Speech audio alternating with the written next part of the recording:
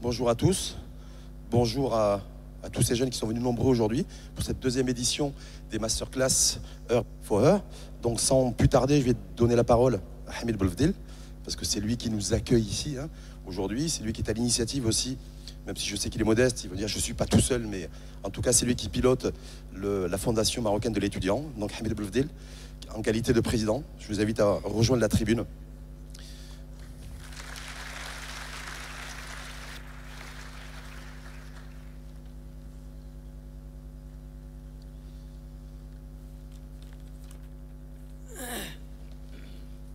Salam alaikum. J'ai une voix un peu... J'ai pas chanté hier, je vous le promets. Je suis vraiment désolé, mais quel dommage, effectivement. Tout d'abord, je voudrais vous remercier tous et remercier particulièrement son Excellence, l'ambassadrice du Canada au Maroc. Et on peut l'applaudir. Je voudrais également qu'on remercie à travers vous, Excellence, tout le peuple et tout le gouvernement du Canada.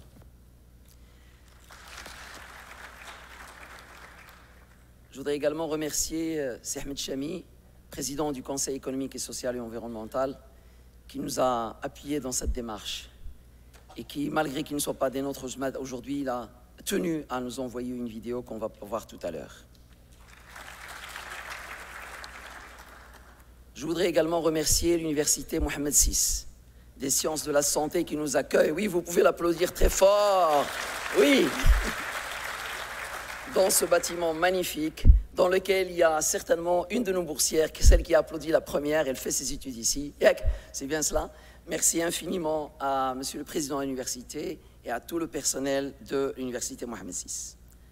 Bien sûr, je voudrais remercier également les 6 personnes remarquables, intervenantes, qui vont témoigner aujourd'hui, qui vont nous inspirer tous, qui vont vous inspirer, vous, jeunes filles boursières de la Fondation, qui vont m'inspirer moi, qui vont inspirer tous nos invités, qu'ils soient hommes ou femmes. Merci, mesdames, d'avoir accepté d'être parmi nous. Je voudrais me remercier également les ambassadrices de l'AFME. Il y a eu combien d'ambassadrices? 20 ambassadrices de la Fondation. Alors, qu'est-ce que c'est qu'une ambassadrice de la Fondation marocaine de l'étudiant? Elle n'est pas du tout des affaires étrangères, bien évidemment, mais elle a porté le message, elle a porté le symbole de la Fondation marocaine de l'étudiant à travers le Maroc. Elles ont fait plusieurs villes à travers le Maroc pour inspirer des jeunes filles. Tout à l'heure, Wafa, la directrice exécutive, va vous en dire davantage. Je voudrais les remercier particulièrement et qu'on les applaudisse. Elles sont parmi nous, mais on peut les applaudir. Je voudrais également remercier Rachid Halawi. Où est-ce qu'il est? Il est là. Dès que je lui ai dit, voilà, j'ai besoin de toi, il m'a dit, c'est bon, je réserve l'agenda, il y a 3 mois de cela. Et il a répondu favorablement à notre invitation. Je voudrais également remercier tout à fait. Je voudrais également remercier tous les médias qui sont présents aujourd'hui. Et tout à l'heure, je vais évoquer le rôle des médias. C'est un rôle extrêmement important. Et tout à l'heure, je vais y revenir dans mon intervention. Je voudrais vraiment les remercier. Un samedi après-midi, être mobilisés, venir en masse. Merci. Et merci à celui et à celles qui sont derrière cette mobilisation. Merci infiniment. Merci également à tous nos partenaires qui accompagnent la Fondation marocaine de l'étudiant pendant plusieurs années. La Fondation marocaine de l'étudiant, comme vous le savez, est une association qui existe depuis 2001. Et Rachid, je peux prendre... On n'arrive pas à me mettre derrière une cage, c'est ça la difficulté. La Fondation marocaine de l'étudiant est une association qui existe depuis 2001. Et aujourd'hui, nous avons son fondateur, son président fondateur parmi nous. Mohsin Barada, vous pouvez l'applaudir très très très fort.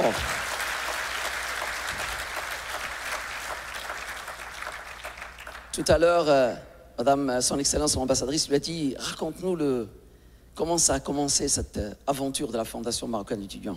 Je lui ai dit, vous voulez que je pleure, hein? Et effectivement, c'est une expérience extraordinaire.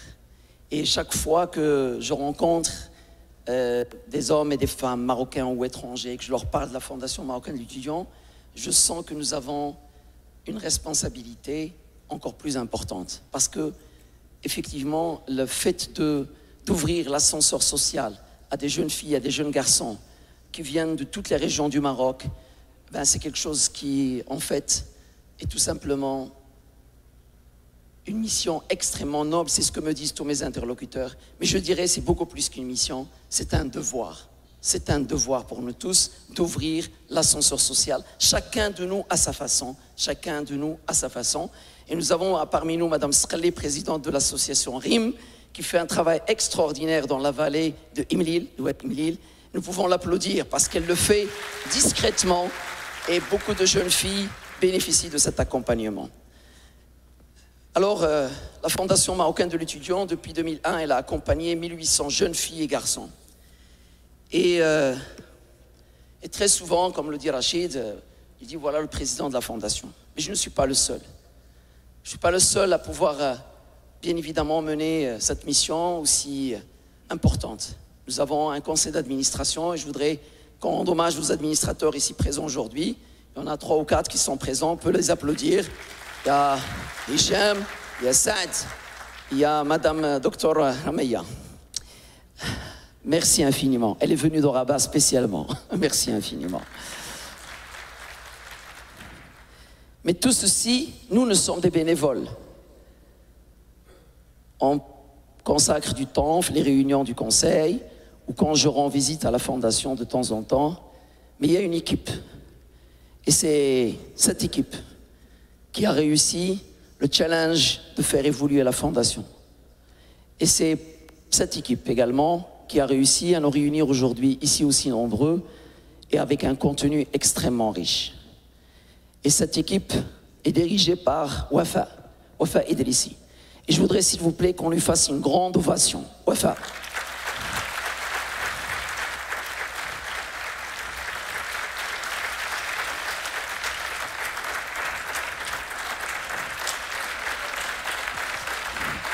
Wafa.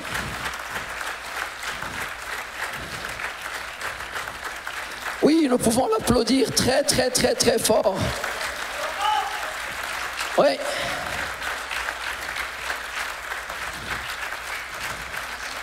Mais bien sûr, c'est cette dame-là, ce petit bout de dame, qui a eu cette idée, qui a pondu ce projet et qui l'a réussi la première année, qui l'a réussi la deuxième année. Et je peux vous donner une confidence, si vous me le permettez, Excellence. Quand on a été choisi la deuxième fois dans le cadre du programme de financement de l'ambassade du Canada, on nous a dit, il nous arrive très rarement de choisir la même association. Là, on fait une exception parce que vous avez un projet extraordinaire. Et je peux vous dire que nous avons un projet extraordinaire parce que nous avons une directrice extraordinaire.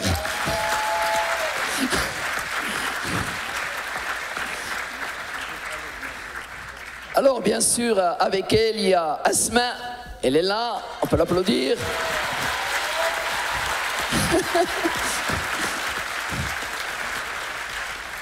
Alors, vous avez remarqué que l'applaudimètre augmente quand on dit Asma. Vous savez pourquoi? Parce que c'est elle qui est en relation avec les boursiers tout le temps au téléphone. Pourquoi tu n'as pas fait ça?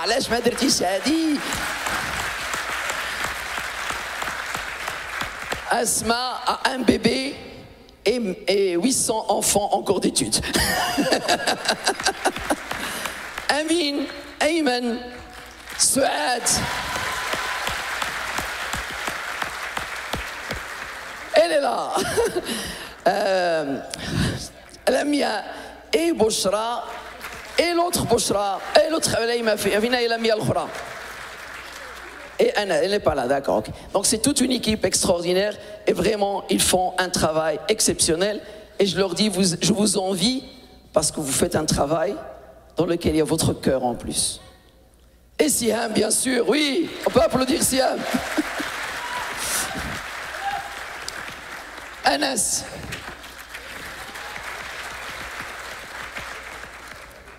Bien, la partie remerciements étant terminée, j'ai envie de poser une question. Qui connaît parmi vous Zainab Nefzaouia? Ceux qui la connaissent, levez la main. Ne trichez pas, n'utilisez pas Google. Très bien. Deuxième question. Qui men bana madinata Marrakech?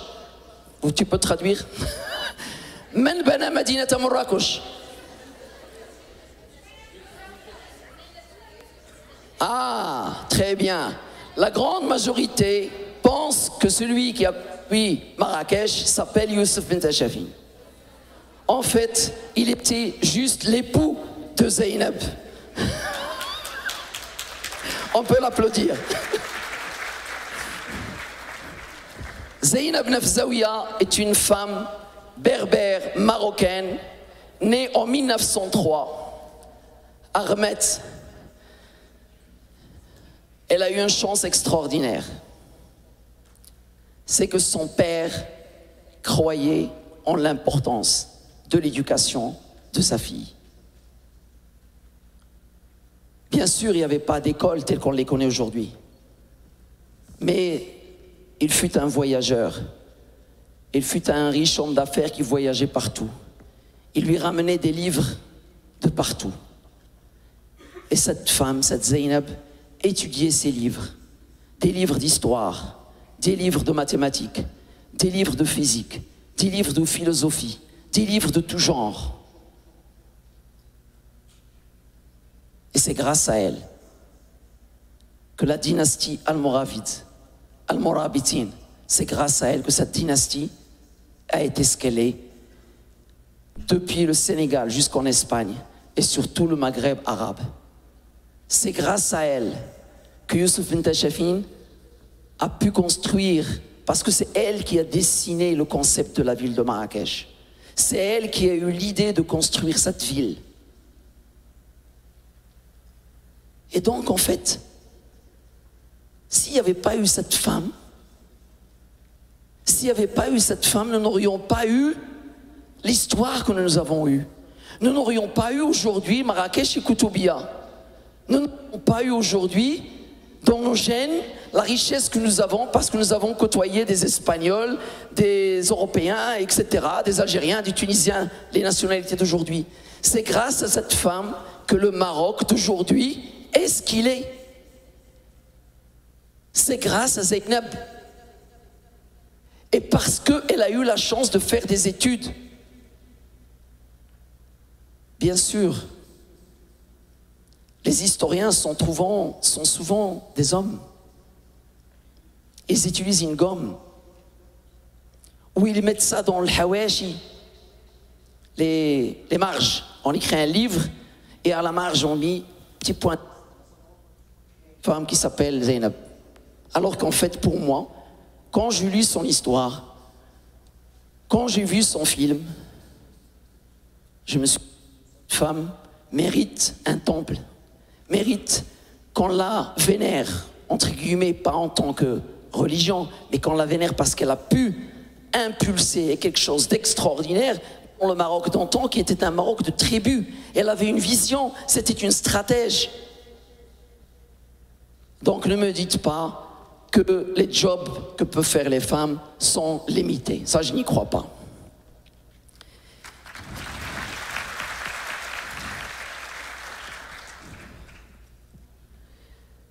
Alors, on dit souvent, derrière tout homme, derrière tout grand homme, il y a une femme. وراء كل رجل عظيم امرأة. Je trouve ça scandaleux. Je trouve ça simplement scandaleux. Même si, oui, si je suis là aujourd'hui, c'est grâce à ma mère,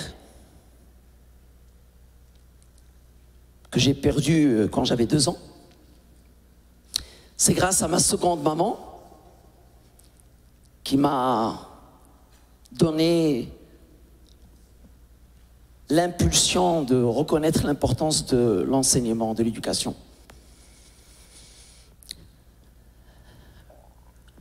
C'est grâce à cette éducation que j'ai pu parce que je donnais de l'importance à l'enseignement, et j'ai eu la chance de quitter le bidonville dans lequel je suis né et dans lequel j'ai grandi.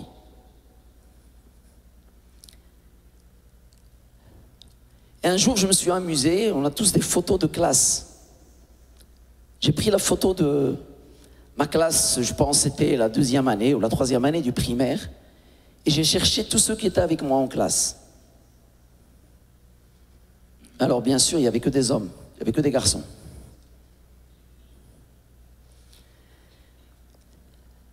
Et j'ai cherché à savoir qu'est-ce qu'ils sont devenus.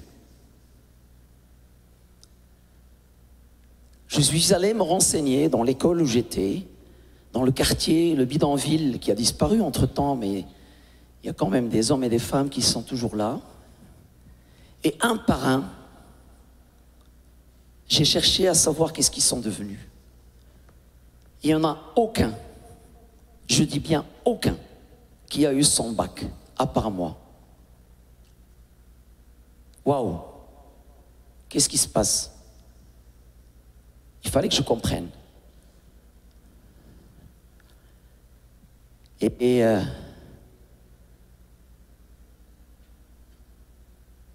grâce à tout ce que j'ai lu, je me suis dit, il faut que je comprenne quel est le critère discriminant. Qu'est-ce qui a fait que moi, j'ai pu m'en sortir? J'avais une chance extraordinaire que les autres n'avaient pas. C'est que ma 2e maman n'était pas analphabète. Et tous les autres, leur maman était analphabète. Voilà. C'est grâce à l'éducation de ma mère, de ma 2e maman, que je suis devenu ce que je suis. Il n'y a aucun miracle. Il n'y a aucun miracle. Et les statistiques le disent. Ça, c'est un exemple, mais les statistiques le disent. 80% des personnes, ça c'est les chiffres Maroc, 80% des personnes sans niveau scolaire ont des parents qui n'ont jamais été à l'école. 80%. Et un deuxième chiffre qui est extrêmement inquiétant. Le taux d'activité des femmes au Maroc, il est d'environ 20%, 22%. Et c'est presque 3 fois moins celui des hommes. Alors, imaginez que je puisse avoir une jambe dans laquelle j'ai à peine 20% de masse musculaire. Imaginez qu'on m'ampute de cette jambe 80% de ma masse musculaire. Est-ce que je peux marcher correctement? Est-ce que je peux marcher correctement? C'est clair, c'est évident. Ben, nous, au Maroc, on ampute notre pays de sa 2e jambe. Que sont les femmes? Il n'y a que 20% qui sont en activité. Alors, et en plus, ce qui est extraordinaire, c'est que ce taux d'activité, le rapport entre le taux d'activité homme et le taux d'activité femme, quand on fait ce rapport, qui est de 2,9 au Maroc, ben en fait, il est 2 fois plus élevé que celui que nous avons en Afrique. Donc ce n'est pas un problème de sous-développement. Ce n'est pas un problème lié au sous-développement. 2 fois plus élevé que celui dans l'Afrique. C'est énorme. 2 fois 9. Alors, bien sûr, moi je ne suis pas un spécialiste de la question, mais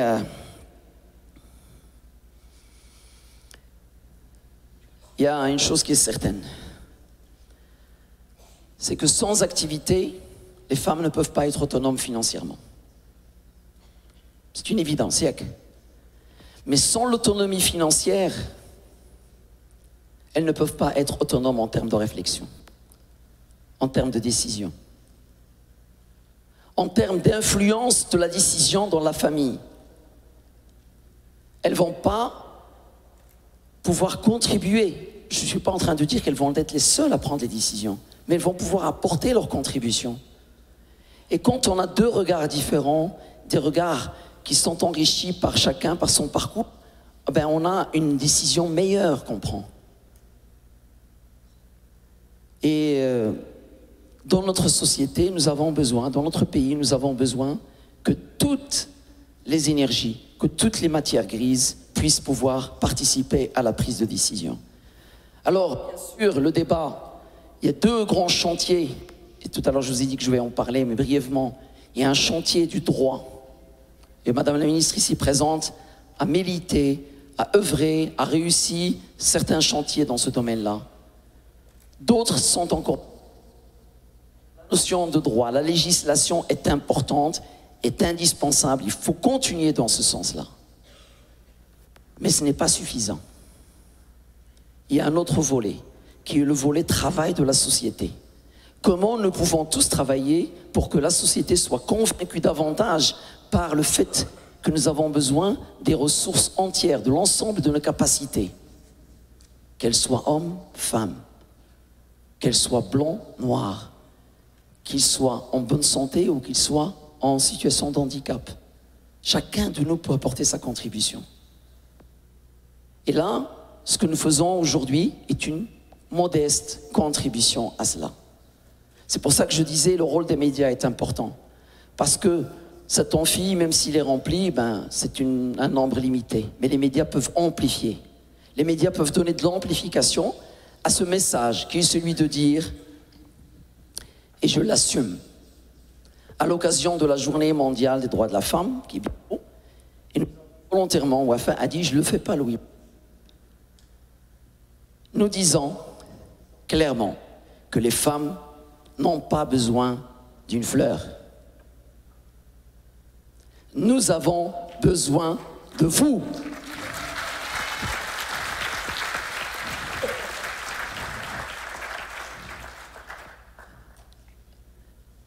Il y a, bien sûr, c'est extrêmement difficile, je le sais.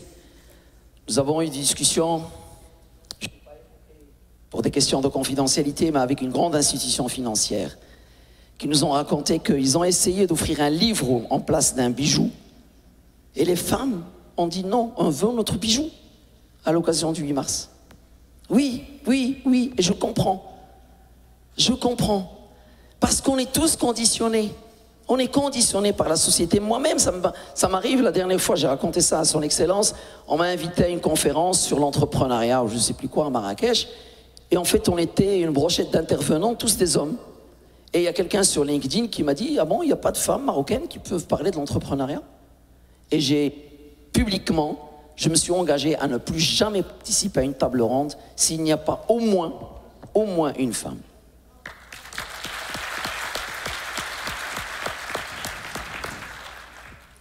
Alors, tout à l'heure, je vous ai parlé de mon enfance. Bien sûr, si je fais tout ce que je fais aujourd'hui, c'est que j'ai une épouse extraordinaire. J'espère qu'elle n'est pas là. C'est que j'ai une épouse extraordinaire qui m'accompagne et qui me fait confiance dans tout ce que j'entreprends. Et que, encore une fois, il faut le reconnaître, nous ne pouvons pas faire tout ce que nous faisons si nous ne sommes pas ensemble. Merci infiniment.